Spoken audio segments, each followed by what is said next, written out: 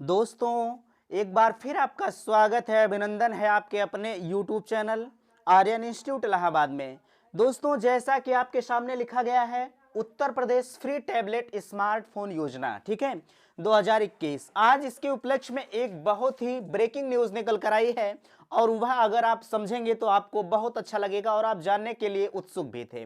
ठीक है, तो चलिए एक एक चीज़ों पर मैं चर्चा करने का प्रयास करता हूं, लेकिन उससे पहले मैं आपको बताना चाहूँगा, अगर आप मेरे चैनल पर पहली बार विजिट कर रहे हैं तो दोस्त चैनल को सब्सक्राइब कीजिएगा, क्योंकि यहाँ पर हर प्रकार की न्यूज़ आपके सामने शेयर की जाती है और उससे रिलेटेड बहुत सारे कंटेंट दिए जाते हैं आपको।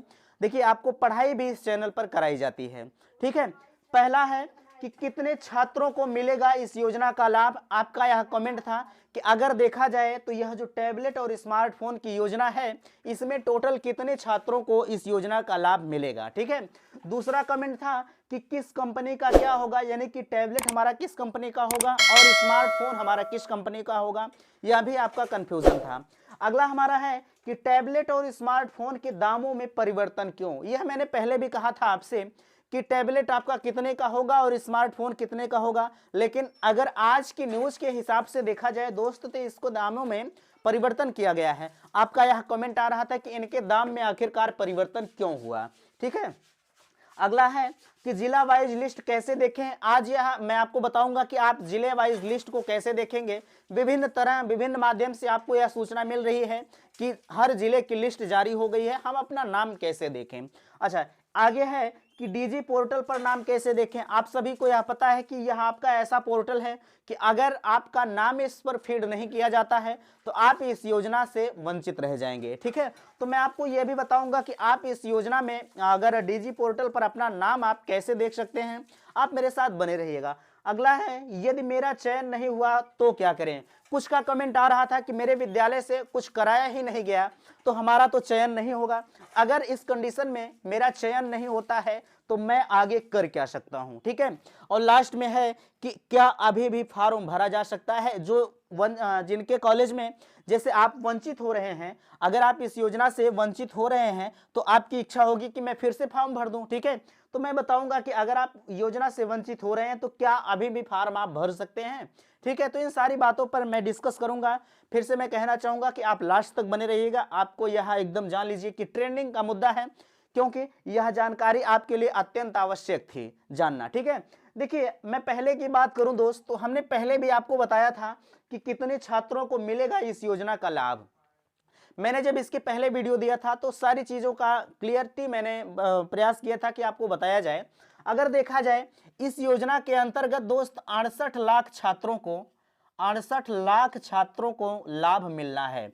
68 लाख से ज्यादा हो सकते हैं लेकिन कम नहीं होंगे। ठीक है, अब आपके मन में आ रहा होगा कि इतनी बड़ी संख्या में इतने बच्चों को लाभ कैसे मिल सकता है। यार, हमारा आपका काम नहीं है। ठीक है, यह हमारा आपका काम नहीं है कि हमको आपको देना है, यह माननीय मुख्यमंत्री जी को देना है। तो उनके लिए 68 लाख कुछ नहीं है। ठीक है, आप यह मत समझिएगा कि इतनी बड़ी संख्या में सबको मिलेगा। ठीक है, अगर इतनी बड़ी संख्या है तो जाहिर सी बात है, उन्होंने अगर 68 लाख का जिक्र किया है तो 68 लाखों को वह क्या टैबलेट और स्मार्टफोन का वितरण जरूर करेंगे।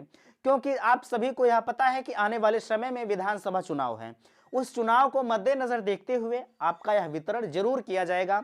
ठीक है, यह 100% सत्य है। आप कह रहे थे कि यह योजना ही नहीं है, यह योजना बिल्कुल सही है। अब मत पूछिएगा कि यह योजना गलत है। ठीक है, आगे आपका यह कंफ्यूजन था कि किस कंपनी का टैबलेट हमारा होगा और किस कंपनी का स्मार्टफोन होगा। मैंने आपको पहले भी बताया था दोस्त, अगर यह देखा जाए किस कंपनी का होगा तो इसमें 3 कंपनी भाग ली हैं। ठीक है, और वह भी अगर देखा जाए तो बिल्कुल परफेक्ट कंपनी है। तीनों कंपनियां किसी से कम नहीं है। अगर हम पहले कंपनी की बात करें तो आपका जो सैमसंग है, सैमसंग आप सभी यूज करते हैं, और आप लावा का जो स्मार्टफोन है उसे भी आप यूज करते हैं। और एसर कंपनी का जो भी टैबलेट और स्मार्टफोन आता होगा, मान लीजिए स्मार्टफोन तो हमने नहीं देखा है एसर का, लेकिन हमने लैपटॉप और कंप्यूटर दोनों देखा है। ठीक है, और यह दोनों स्टैंडर्ड क्वालिटी के होते हैं। ठीक है, नहीं, एसर कंपनी जो होती है वह बिल्कुल स्टैंडर्ड लेवल की होती है।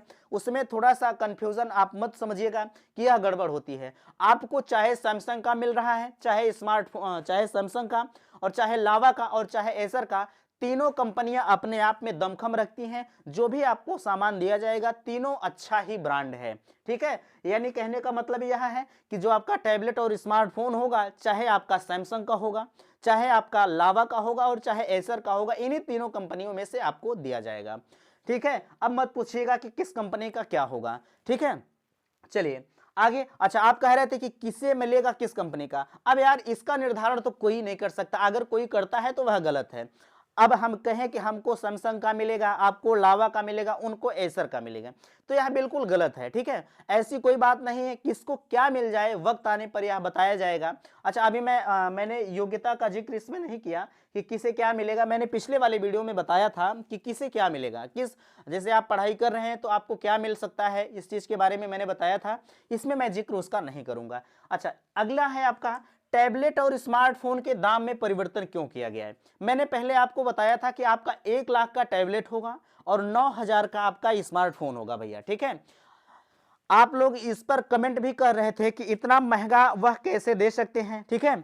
1 लाख का जो टैबलेट हमारा है और 9,000 का स्मार्टफोन है, 9,000 वाले चीज पर तो आप नहीं कमेंट कर रहे थे, लेकिन जब मैंने कहा था कि 1 लाख का टैबलेट है आपका, तब आपको कह रहे थे कि इतना महंगा वो कैसे दे सकते हैं। यार हमें आपको नहीं देना है, जिनको देना है उनको सोचना चाहिए था। जब वह अपडेट दे रहे थे हम लोगों को, जब वह न्यूज़पेपर में दे रहे थे, तब उनको सोचना चाहिए था। लेकिन अब उन्होंने इनके दामों में परिवर्तन किया है। अब आपकी जानने की इच्छा हो रही होगी कि कौन सा किस कंपनी का होगा। तो देखिए, जो आपका टैबलेट है भैया, जो आपका टैबलेट है 12,700 रुपए का आपका टैबलेट है, ठीक है। 12,700 रुपए का आपका टैबलेट है और 10,800 रुपए का आपका मोबाइल फोन है, ठीक है। 1 लाख की जगह आप सोचिए घस दे सीधे लेके चले आए हैं कितने का, 12,700 रुपए का। और जो 9,000 का स्मार्टफोन था आपका, उसमें दामों में वृद्धि हुई है, वह कहा गया है कि 10,800 रुपए का आपका स्मार्टफोन होगा, ठीक है। इसे भी आप अच्छी तरह से समझ गए होंगे। अब सवाल उठता है क्या, देखिए अब सवाल उठता है भैया कि अगर मेरा चयन नहीं हुआ तो क्या करें। अभी इन दोनों को मैंने छोड़ा है, आगे मैं चर्चा करता हूं। देखिए, यदि अगर आपका चयन नहीं हुआ है तो इसका जिम्मेदार कौन है, कॉलेज प्रशासन है।